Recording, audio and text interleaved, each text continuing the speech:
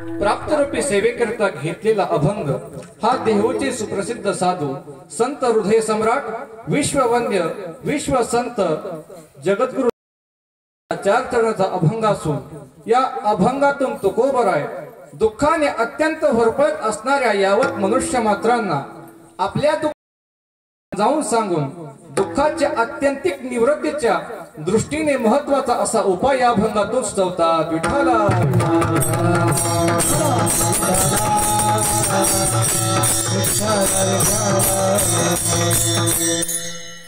सेवेला प्रारंभ करण्यापूर्वी थोडासा अल्पसा परिहार. भगवंताच्या कृपाशीर्वादाने व साधू संतांच्या कृपेने चालू असलेला अखंड हरिनाम सप्ताह भगवान मोरेश्वराच्या जयंती निमित्त व त्याचप्रमाणे जगद्गुरु तुकोबाराय यांच्या जयंती निमित्त चालू असलेला हा अखंड हरिनाम सप्ताह गंगामासला गेले 9 वर्ष झाला हा सप्ताह संपन्न होतोय. त्याचप्रमाणे याही वर्षी हा सप्ताह संपन्न होतोय. या वर्षातील 3ऱ्या दिवसाची कीर्तन सेवा आमचे ज्येष्ठ श्रेष्ठ गुरुबंधू विशाल महाराज सोळंके आणि कृष्णा महाराज सोळंके यांच्या माध्यमातून व गुरुवर्य महाराजांच्या आज्ञेतून समस्त गावकरी मंडळीतून यांच्याकडे ही मला सेवा तरी मला ज्ञानोबा तुकोबाराय जशी अल्पमतीने तशी मी ते सेवा पार करण्याचा प्रयत्न करीन. विठ्ठल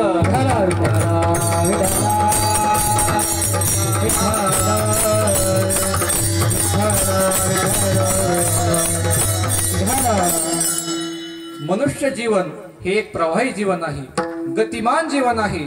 ज्याप्रमाणे आपली गोदावरी माता ही प्रवाहित आहे, हिचा उगम झाला ब्रह्मगिरीतून, ती चालली आहे, धावती आहे.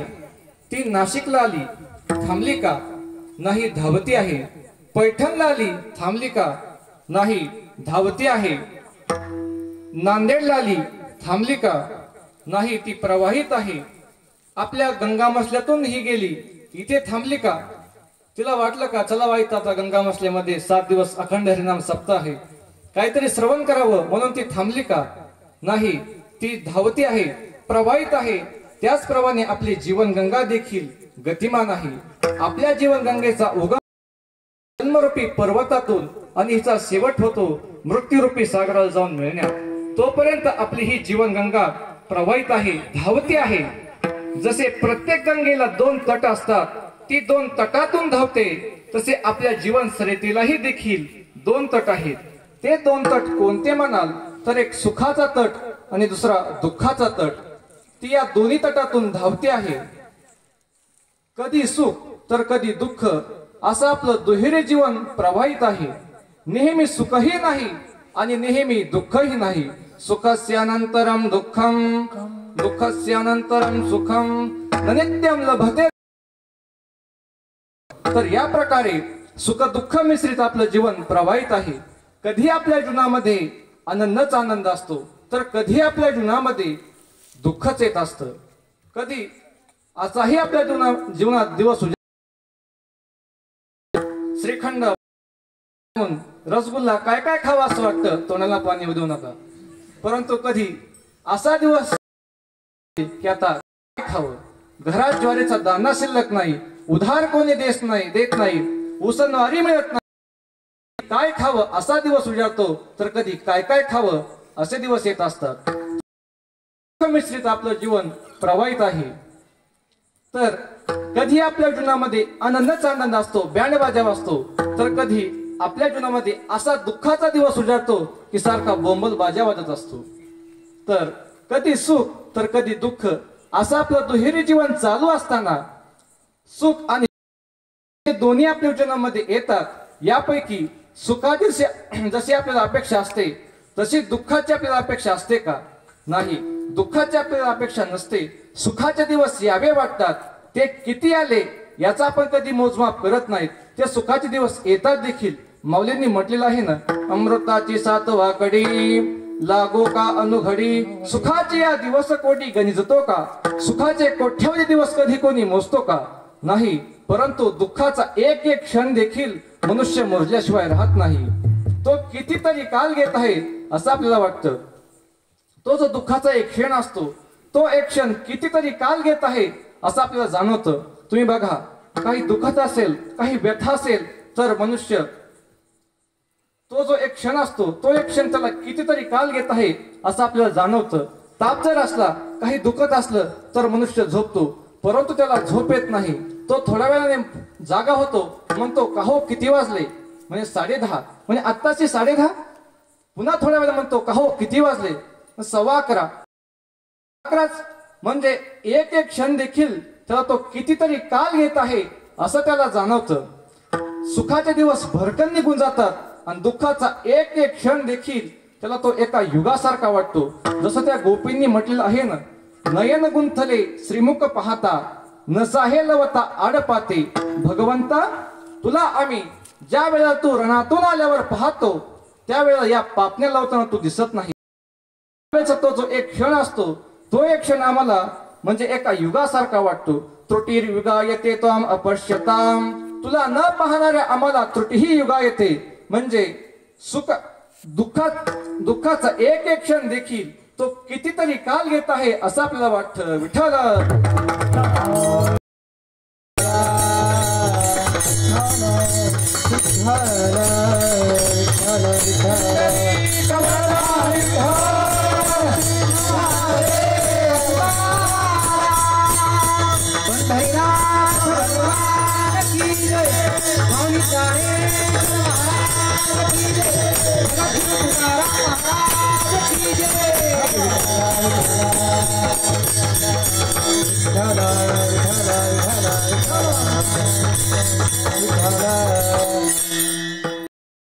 अपेक्षा असते तसे दुःखाची आपल्याला अपेक्षा नसते. दुःखाचे दिवस आपल्याला यावे वाटत नाही. विठ्ठल विठ्ठल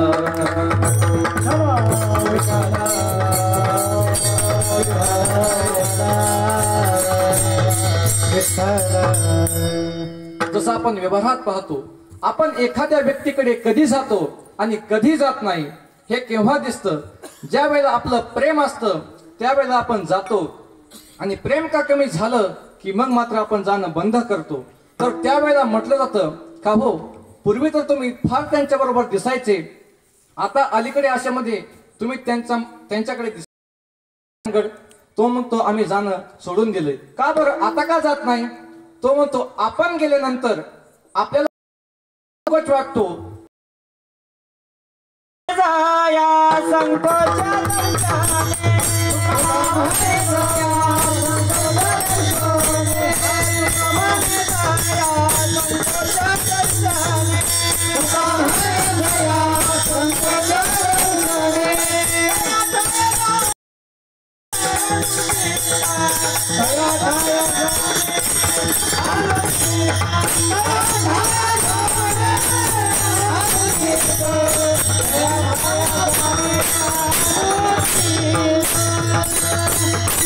तुकामणी जया संकोच दर्शने तया ठाया. तिथे जाणं हे अनुचित आहे. तसं आपल्या जीवनात दुःखाची आपल्याला अपेक्षा, परंतु दुःख हे दुःख का येतं. इच्छा नसताना हे दुःख भोगण्याची का येते. विचारी मनुष्य विचार करू लागतो की इच्छा नसताना हे आपल्या दुःख आपल्याला आपल्या जीवनामध्ये दुःख भोगण्याची पाळी का यावी. मोठी गंमत आहे बघा. आपल्या जीवनामध्ये ज्यांची अपेक्षा करत नाही ते मात्र मिळतात आणि आपण ज्यांच्या अपेक्षा करतात ते मात्र आपल्याला मिळत नाही. आपण एकमेकांच्या विषयी बोलतो, भेटतो, त्यावेळेला आपण एक वेगळाच भाव व्यक्त करतो आणि आपल्याला ज्यांची कधीच भेट अपेक्षित नाही तो भेटला की त्याचं आपल्याला समाधान वाटत नाही. जे आपण अपेक्षा करतो चांगली माणसं भेटावी, परंतु ती माणसं भेटत नाही. पण ज्यांची कधीच भेट अपेक्षित करत नाही तो पहिल्यांदा भेटतो आणि रामराम ठोकतो, मग तो कुटुंब संक्रांत समोर आली कोणास ठाऊक. तसं आपण आपल्या जीवनामध्ये ज्यांची आपल्याला अपेक्षा करतो ते मात्र मिळत नाही आणि ज्यांची आपण अपेक्षा करत नाही त्यांची प्राप्ती आपल्या जीवनामध्ये होते. तसं दुःखाची आपण अपेक्षा करत नाही परंतु दुःख आपल्या जीवनामध्ये येतं. हे दुःख का येतं. इच्छा नसताना हे दुःख भोगण्याची पाळी आपल्या जीवनामध्ये का यावी. हा विचारी मनुष्य थोडस मग याचा विचार करू लागतो. कीर्तनात प्रवचनात उत्तर एखाद्या वेळेला याचं उत्तर ऐकायला मिळतं की जे जीवनात वाईट कर्म करतात त्यांना वाईट फळ मिळतात, जीवनात चांगलं कर्म करतात त्यांना चांगली फळ मिळतात. परंतु हेही उत्तर अपूर्ण वाटतं. कोणाला? जे सदाचरणाने जीवन जगतात ना त्यांना मात्र हे उत्तर अपूर्ण वाटतं. कसं? जे जीवनात वाईट कर्म करतात त्यांना वाईट भोगण्याची पाळी येई नका, परंतु मी माझ्या जीवनामध्ये कर्म न करता मला वाईट भोगण्याची पाळी काय यावी, हा दुःखाचा भोग माझ्या जीवनामध्ये का घडावा, हा तो विचार करू लागतो.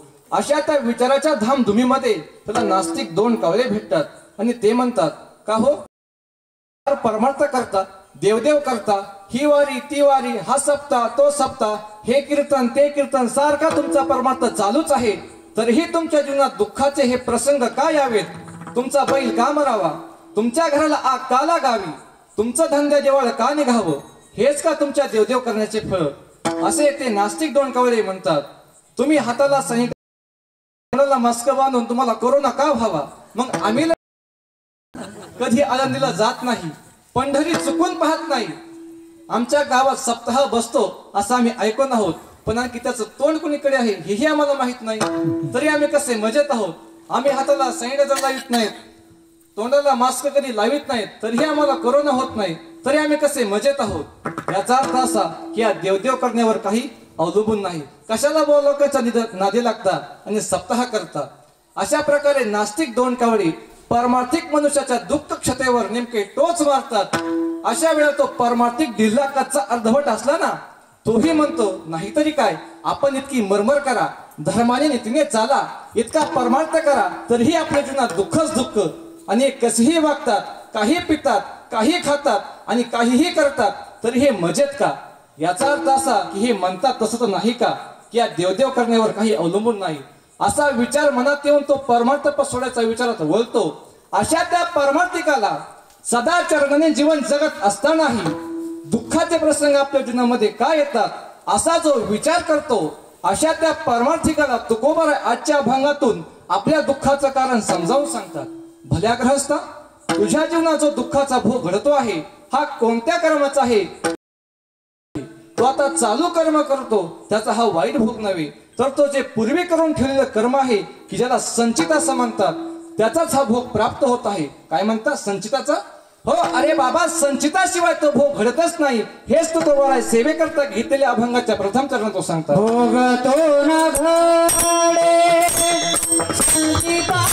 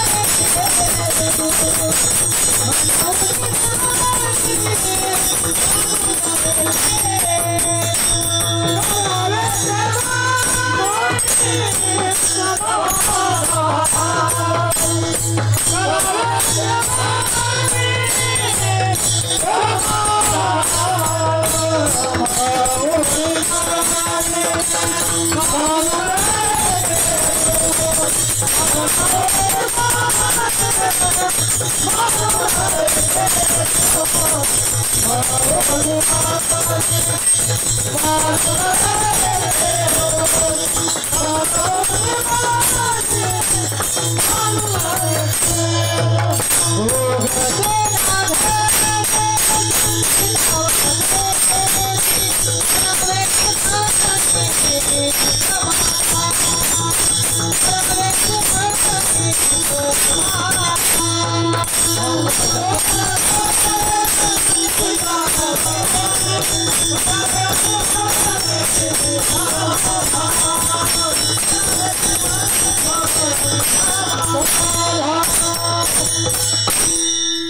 भोगतो न घडे संचिता वाचोणे, करावे ते मनी समाधान सदा